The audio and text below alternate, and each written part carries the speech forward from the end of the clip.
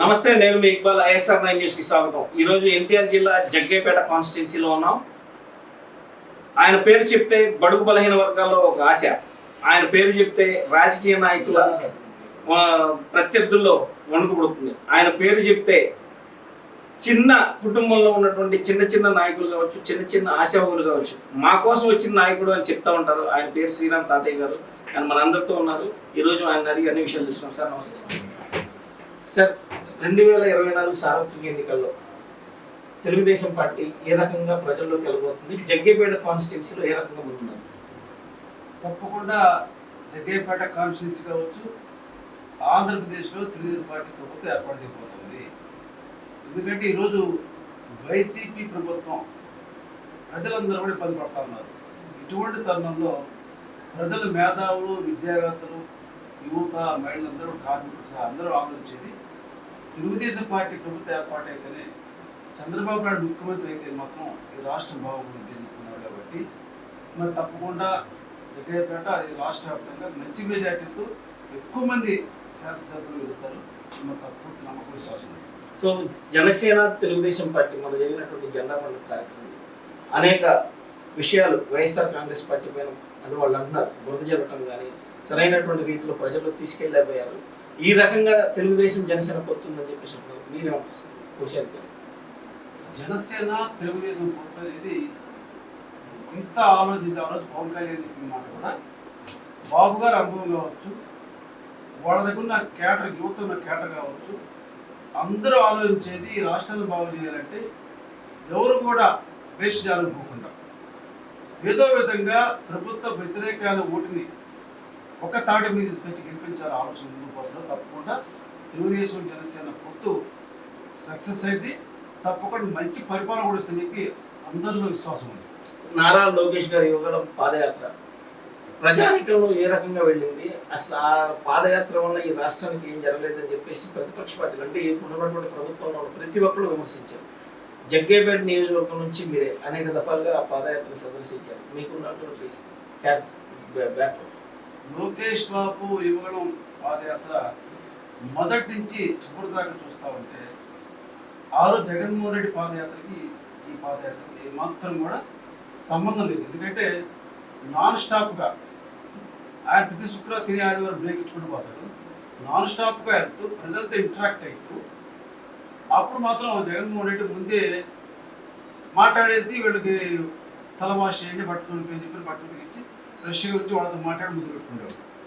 మా లోకేష్ బాబు వాస్తవంగా వాళ్ళతో ఇంటరాక్ట్ అయ్యి రైతు కూలీలు కావచ్చు, లేదా కార్మికులు కావచ్చు, యువత కావచ్చు, అందరితో కూడా వాస్తవంలో ఏం జరుగుతుంది, గ్రౌండ్ రియాలిటీలో ఏముందని చెప్పి తెలుసుకొని తప్పకుండా రాబోయే రోజుల్లో ప్రజల సమస్యలు ప్రాంతాల్లో ఏ విధంగా ఉంది, ఏ వర్గాలు ప్రజలు ఇబ్బంది పడుతున్నారు, దాన్ని నెరవేర్చడానికి ఆ పాదయాత్ర మాకు ఉపయోగపడుతుంది, ప్రజల మేలు జరుగుతుందని చెప్పి మేము భావిస్తాం. నారా లోకేష్ గారి అనుభవం తక్కువ, చంద్రబాబు నాయుడు గారి అనుభవం ఎక్కువ, పవన్ కళ్యాణ్ గారి ఆవేశంతో మీ కార్యకర్తలు, జనసేన కార్యకర్తలు, తెలుగుదేశం పార్టీ గారు ఏ రకంగా ప్రజానికంలో గడప గడపకి ఎలాంటి కార్యక్రమాలు చేయబోతున్నారు 2024 సార్లు? లోకేష్ బాబు గారు అనుభవం తక్కువ మాట ఆవాస్తవం ప్రతి వైఎస్ఆర్ గారు చెప్తా ఉంటుంది. ఎందుకంటే ఇప్పుడు అనుభవం గల ఉద్యోగస్తులు చాలా ఉన్నారు, అనుభవం వ్యాపారస్తులు చాలా ఉన్నారు. యువత కొత్తగా గ్రాడ్యుయేషన్ చేసి ₹1,00,00,000 ప్యాకేజ్ చేస్తున్నారు. అంటే అనుభవం ఉన్న తండ్రి 60 ఏళ్ళు ఉన్నా సరే సంవత్సరం 10 లక్షలు సంపాదించలేదు. కానీ బాగా తెలివిగలటువంటి యువత కుమారుడు ₹1,00,00,000 ప్యాకేజ్ సంపాదించారు. అంటే అనుభవం కన్నా మైండ్ సెట్ ఈ రోజు ప్రజల అనుగుణంగా, ప్రజల్లో ఏం జరుగుతుంది దాని అనుగుణంగా పోతారు. కాబట్టి లోకేష్ బాబు గతంలో చూసిన మంత్రివర్గా ఆ శాఖ మంచి ఉన్నదిచ్చాడు. అందువల్ల ఎటువంటి పరిస్థితుల్లో ఆ అనుభవం లేదన్నమాట అవాసం. ఏ విధంగా మైండ్ గేమ్ అనమాట, అనుభవం లేదు. అక్కడ పవన్ కళ్యాణ్ గారి యొక్క క్యాడర్ ఏదో ఉందో వాళ్ళు పూర్తిగా అగ్రెసివ్ కాదు. వాళ్ళు వాళ్ళ నాయకుడి మీద ఉన్నటువంటి అభిమానాన్ని ఆ విధంగా చూపెడతా ఉన్నారు.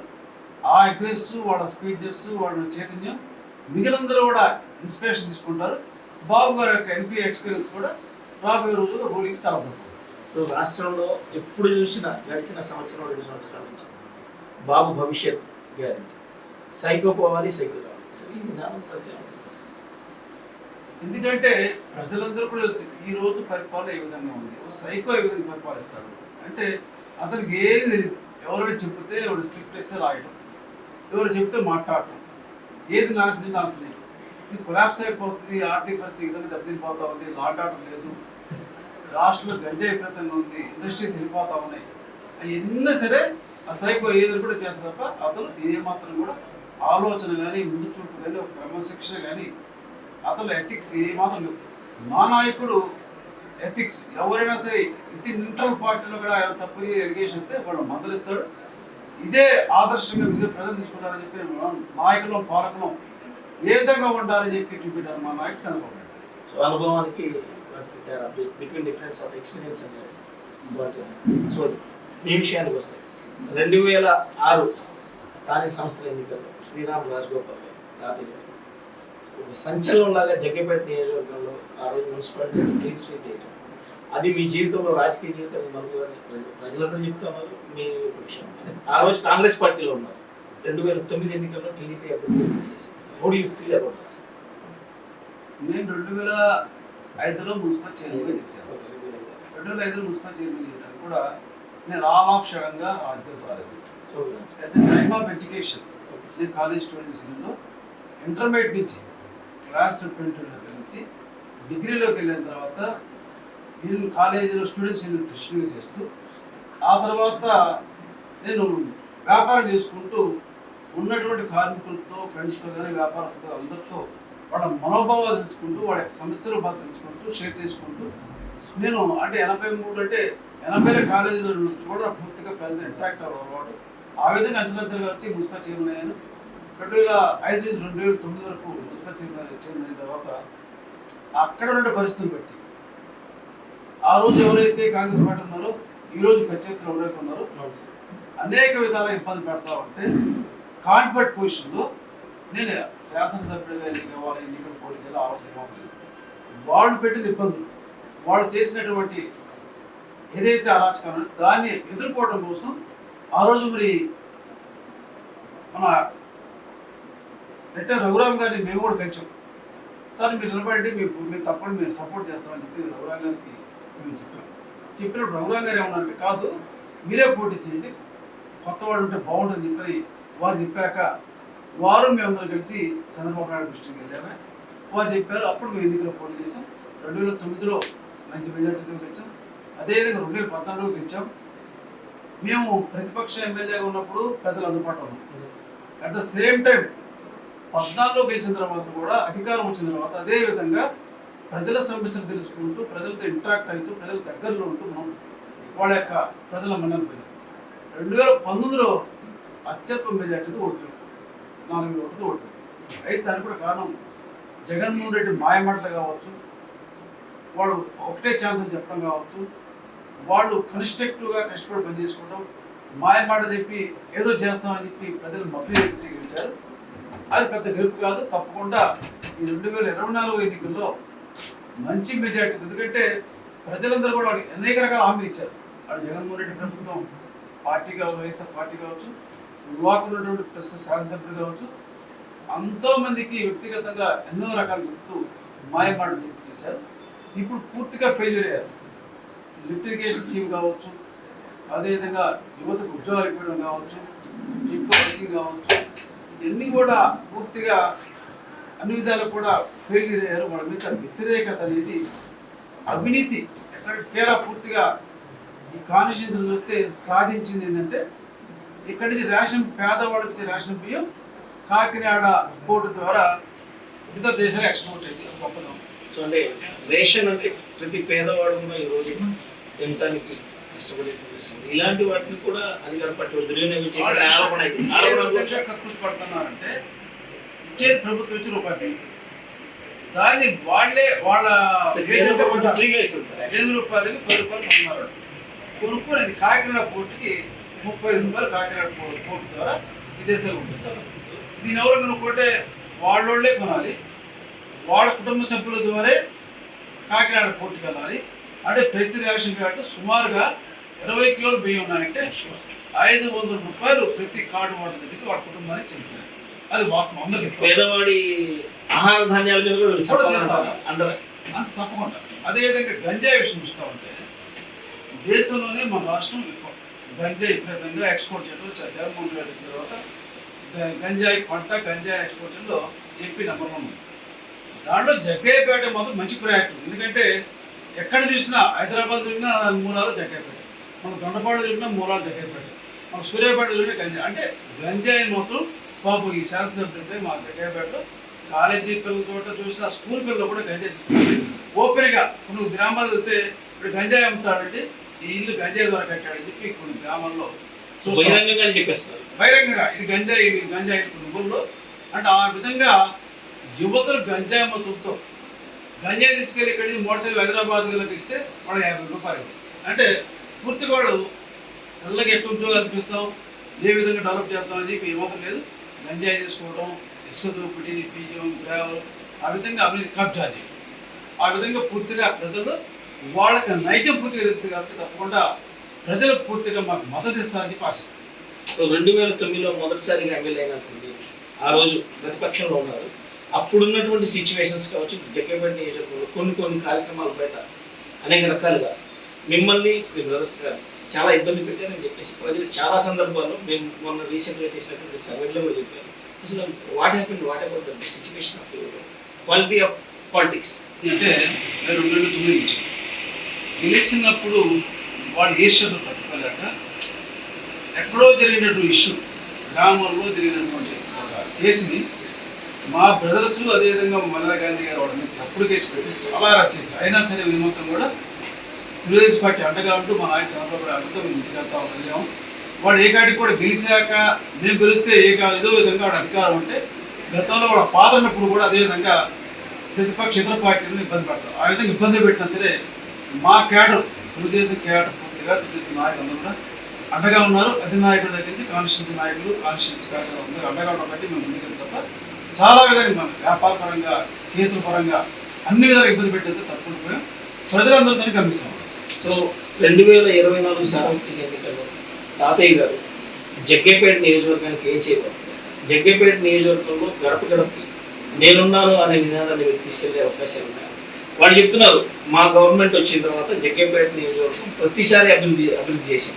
2004, 1999, 2020 ఈ 3 దఫాలు నేను చేసిన కానీ మీరేం చేయలేదు, నేను చేసి చూపించానని చెప్పేసి మన బహిరంగంగా సవాల్ ఇచ్చాను. నేను దాని వెంటనే ప్రతి సవాల్ ఇస్తాం. మేము చేసిన డెవలప్మెంట్ మొత్తం కూడా వాట్సాప్ ద్వారా, ఫేస్బుక్ ద్వారా, సోషల్ మీడియా ఇస్తాం. ఆ రోజు రఘురంగ టైం కావచ్చు, నా టైం కావచ్చు, మొత్తం తెలుగు ఆయామం చేసినటువంటి డెవలప్మెంట్ యాక్టివిటీస్ మొత్తం మేము సోషల్ మీడియా రెడీ ఉన్నాం. వాళ్ళు రెడీ అవ్వమని చెప్పి ఎగ్జాంపుల్ కొన్ని చెప్పినా సరే ఇక్కడ ఉన్నటువంటి గవర్నమెంట్ హాస్పిటల్ డయాలసిస్ సెంటర్ కావచ్చు, టిట్కో హౌసింగ్ కావచ్చు, అదేవిధంగా ముత్యాల నుంచి జగ్గయ్యపేటకి టిట్కో వాటర్ స్కీమ్ కావచ్చు, మాగల్ లిఫ్ట్ ఇరిగేషన్ స్కీము, కనిగించుకోడు, తక్కెళ్ళపాడు, ఇవన్నీ కూడా, అదేవిధంగా మున్నేకాల అకామిడేషన్ కావచ్చు, ఇవన్నీ కూడా తెలుగుదేశం ఎలా చేస్తే వీళ్ళు ప్రభుత్వం ఏమాత్రం కూడా ఏదో కొద్దిపాటు చేసి షో ఎక్కువ చేస్తున్నారు. మేము సిద్ధంగా ఉన్నాం. దానికి వాళ్ళు సిద్ధంగా ఉంటే మేము మీడియా ద్వారా మేము చేసిన డెవలప్మెంట్స్, ఆ పనులు, ఆ నిధులు ఎంతైనా మేము చెప్తాం. ఇప్పుడు చెప్పండి టోటల్గా తెలుగుదేశం హయాంలో చేసినటువంటి నేను కావచ్చు, రఘురంగరాయం కావచ్చు, ఇప్పుడు ఆయన చేసి చూస్తే ప్రజలందరూ చెప్తాను. పాపలో మాట్లాడటం, ఛాలెంజ్ చేయడం కాదు, మేము రియల్గా గ్రౌండ్ ఓపెన్గా సోషల్ మీడియా ద్వారా కావచ్చు, ఎట్లయినా మీరేం చేశారు, మేము చేశారు నేను తెలియజేస్తాను. సో జగ్గయ్యపేట పట్టణంలో అంటే రాజకీయం అంటేనే సామాజిక సమీకరణాలపై ఆధారం. జగ్గయ్యపేట పట్టణంలో సామాజిక వాళ్ళంతా నా సైడ్ ఉన్నారు, నేను రేపు గెలవబోతున్నాను. జగన్మోహన్ రెడ్డి సామాజిక బాధ్యతలు, సామాజిక సమీకరణాలతో రాజకీయాలు చేశారు. తెలుగుదేశం పార్టీలో ఏం చేయలేదు. అలానే ఇక్కడ ఉన్నటువంటి తెలుగుదేశం పార్టీ క్యాండిడేట్ ఏం చేయలేదు అని చెప్పేసి వాళ్ళు ఆదినాలను తాతయ్య గారు అసలు ఏం చేశారు, ఏం చేయలేదని చెప్పి నాయకులు మేము మాట్లాడడం కాదు, ప్రజలు మాట్లాడాలి. ప్రజల ఆలోచన ఏ విధంగా ఉంది, మేము ఏం చేసామని విషయం ప్రజలు చేస్తున్నారు. చాలామంది వలసలు వస్తూ ఉన్నారు, తెలుగుదేశం పార్టీ జాయిన్ అవుతా ఉన్నారు. ఎందుకు చేస్తున్నారు? వాళ్ళ మీద ఉన్నటువంటి విశ్వాసం లేకపోవడం, వాళ్ళు చేసిన ఇబ్బందులు, కష్టాలు కావచ్చు, మా మీద, మా పార్టీ మీద నమ్మకంతో విశ్వాసం జాయిన్ అవుతా ఉన్నారు. అది పూర్తిగా విధంగా ఈరోజు ఛాలెంజ్ చేస్తా ఉన్నాం. ఏదైతే టిట్కో హౌసింగ్తో 3,300 మంది లబ్ధిదారులు ఉన్నారు, వాళ్ళకి మా ప్రభుత్వం వచ్చిన తర్వాత ఉచితంగా ఇస్తామని ఆర్డర్ చేస్తాం. అదేవిధంగా వ్యవసాయ భూములు జగ్గయ్యపేట కాన్స్టిట్యూన్సీలో వ్యవసాయదారులందరికీ నీరు అందించే విధంగా లిఫ్ట్ ఇరిగేషన్ స్కీము ఏదైతే ముత్యాల పెట్టి మేము ఏర్పాటు చేస్తే వాడు వేదాంతి షిఫ్ట్ చేశారు.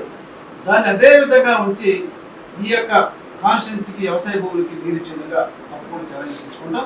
అదేవిధంగా ఇనామ్ ల్యాండ్ సిబ్బంది కావచ్చు, అనేక రకాల ఇండస్ట్రీ తీసుకురావడం కానీ ఇక్కడ ఉద్యోగ ఉపాధి, అదేవిధంగా వ్యవసాయ రంగాన్ని వైద్యపరంగా, విద్యాపరంగా అన్ని విధాలుగా మా ప్రభుత్వం వచ్చిన తర్వాత చేస్తామని చెప్పి నేను ప్రజలు భరోసా ఇస్తాను. 2019లో మీరు మీ పార్టీలోనే కొంతమంది కోర్టు వాళ్ళు పనిచేశారు. ఆ రకంగా వైఎస్ఆర్ కాంగ్రెస్ పార్టీ అభ్యర్థికి విజయం సాధించారు. 2024లో వీళ్ళందరూ మీరు క్యాచ్ చేసే అవకాశాలు ఉన్నాయి. వీళ్ళందరినీ మోటివేషన్ చేసుకొని తెలుగుదేశం పార్టీ ముందు చేసే అవకాశం.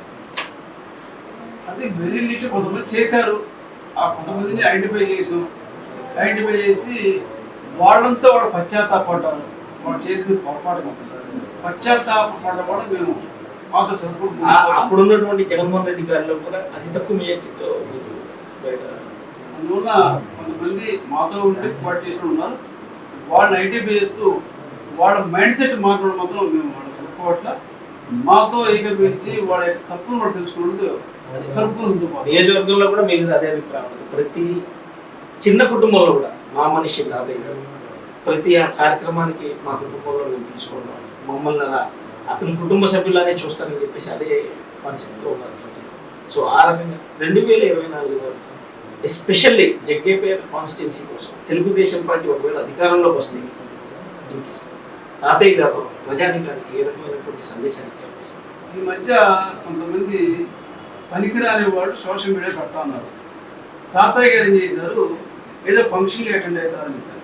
నిజంగా ధనవంతుడింటికి ఫంక్షన్కి వెళ్ళినా ఎలా పోయినా పేదవాడింటికి అదే సంతోషం. వాడు ఓడిల ఫంక్షన్, అన్నప్రాస ఫంక్షన్ వెళ్తే వాళ్ళ సాటిస్ఫాక్షన్ మరొకట్లేదు. నేను ఇప్పటికీ ఈ రోజు కాదు, నేను ఎప్పుడే చెప్తాను, రాజకీయాల్లో ఉన్నా లేకపోయినా నాకు పరిచయం ఉన్నవాడు కానీ నా పరిచయం లేనివాడు ఎవడైనా కష్టం ఉంటే వాళ్ళకి మేలు చేసి సాయం చేసి దానిలో సాటిస్ఫాక్షన్ నాకు గెలిచిన దానికన్నా ప్రజల్లో నా వల్ల మేలు జరుగుతుంది, నా వల్ల సహాయం జరుగుతుంది అని చెప్పి అటువంటి పేరు తెచ్చుకుంటే రాజకీయ పదవి లేకుండా పర్లేదు. ఆ విధంగా ఎండ్ ఆఫ్ మై లైఫ్ ఆ విధంగా ముందుకు పోతాను. ఎవరెవరికన్నా సరే పెద్దవాళ్ళతో కన్నా చిన్నవాళ్ళతో సామాన్యులు కలిసి అదే కదా ప్రజానీకంలో కావాల్సింది. ముఖ్యంగా నా మనిషి అనే నినాదం ఉంటే ఎప్పుడైనా సరే you will get them the big step on the people. I have to catch them the hearts. ప్రజల యొక్క మనసుని గెలుచుకోవడం ఇలాంటి సందర్భాలనే ఆ గొప్పతనం కనబడుతుంది. ఎవరో so some people have to shouted అలా వాగుతూ ఉంటుంది. బట్ ఏంటంటే ఈరోజు సోషల్ మీడియా కూడా చాలా ఇంపార్టెంట్. ఆ రకంగానే శ్రీరామ్ తాతయ్య గారు, చంద్రబాబు గారు జగ్గయ్యపేట పట్టణంలో అభివృద్ధి కార్యక్రమాలు ఏ రకంగా చేసే అవకాశాలు ఉన్నాయి? ఇక్కడ ఉన్నటువంటి వ్యాపారస్తులకు ఏ రకమైనటువంటి భరోసా ఇచ్చే అవకాశం? ఇప్పుడు ఎట్లుందంటే అభివృద్ధి అనేది government funds, welfare schemes government సంతరిస్తుంది. ఆ విధంగా కాకుండా గవర్నమెంట్ ద్వారా అందకుండా మేము ఆ బజార్కి వెళ్ళినప్పుడు ఆ గ్రామం వెళ్ళినప్పుడు కొంతమంది హెల్త్ బాగాలేదను, లేకపోతే భర్త చనిపోయాడు, తండ్రి చనిపోయాడు, వాడు చదువుకుంటున్నప్పుడు నేను ఒకసారి నాకు బాధ వస్తాయి, అరే వాడు ఆదుకోవాలి అని చెప్పి బాధపడుతుంది. నేను లోపల అనుకుంటా ఆ భగవంతుడు ఏం కోరుకుంటానంటే నాకేం అక్కర్లేదు, నాకు పెద్ద ఆస్తులు అక్కర్లేదు, ఎవరు సహాయం కోరడానికి వస్తే వాడు సహాయం చేసే శక్తి నాకు ఇవ్వని చెప్పి అని కోరుకుంటా. ఆ విధంగా నేను రాజకీయ శాశ్వతం కాదు, తప్పకుండా వీలైనంత వరకు నా దృష్టికి వచ్చిన వాళ్ళకి నా వంతు సాయం చేయడం కోసం ముందుకు పోతా. అప్పుడు అనుకోండి ఎంతమంది మంది ఇష్టపడేవాడు ఉన్నారు, మంది అభిమానం పడే చాలామంది ఉన్నారు. వాడు నిజంగా న్యాయం చేయలేస్తామా, వాడు రుణం తీర్చుకోలేస్తాం అనిపిస్తే తప్పకుండా వీలైనంత వరకు ఈ గణంలో ఆ రుణం తీర్చుకోవడానికి నా శాయశక్తుల రాజకీయాలతో సంబంధం లేకుండా రుణం తీర్చుకో ప్రయత్నం చేస్తాను. సో మా ఐఎస్ఆర్ న్యూస్ ఛానల్ ద్వారా పక్క నియోజకవర్గం నందిగామ నియోజకవర్గం కావచ్చు, లేదా రాష్ట్రంలో మీకు ఉన్నటువంటి అభిమానులు తెలుగుదేశం పార్టీ కోశాధికారి ఏం చెప్పాలి? జగ్గయ్యపేట కాన్స్టిట్యున్సీ కావచ్చు, అదేవిధంగా మా సోదరి నందిగామ కాన్స్టిట్యున్సీ కావచ్చు, ప్రజలంతా ఒకటే చెప్తాము, తప్పకుండా మన జీవితాలు మారాలన్నా, మన భావితరాల భవిష్యత్తు బాగుండాలంటే విజయం నాయకుడు, క్రమశిక్షణ నాయకుడు, అనుభవం నాయకుడు చంద్రబాబు నాయుడు గారి పరిపాలన, అటు జగన్మోహన్ రెడ్డి యొక్క పరిపాలన అంతా చూస్తూ ఉన్నారు. ఆ దుర్మార్గ పాలనని పాల్గొనాలి. ఇప్పుడు తప్పకుండా పవన్ కళ్యాణ్ గారు, చంద్రబాబు నాయుడు గారు ఏదైతే సంయుక్తంగా ఉమ్మడిగా పోటీ చేయబోతుందో అటువంటి ఉమ్మడి పరిపాలన ఉమ్మడి ప్రభుత్వం ఏర్పాటైతే మేలు జరుగుతుంది. కాబట్టి కాన్స్టిట్యూన్సీ ప్రజలందరూ కూడా జగ్గేపేటలో కావచ్చు తెలుగుదేశం పార్టీ మద్దతు ఇవ్వాలని చెప్పి వాళ్ళందరూ ఇది ISR9 న్యూస్కి శ్రీరామ్ రాజగోపాల్ తాతయ్య గారు.